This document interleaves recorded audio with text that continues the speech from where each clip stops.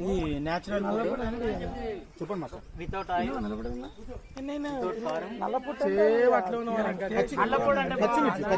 పచ్చిమిర్చి మిరియాలు మన ఉల్లిపాయలు టేస్ట్ కోసం కొంచెం గరం మసాలా వేడేసిరా మీరు. మా మాస్టర్ చెప్పలేదు. కావిడ అంటారు, కావిడ మా మాస్టర్ చెప్పలేదు కానీ ఫస్ట్ చికెన్ తీసుకోవాలి.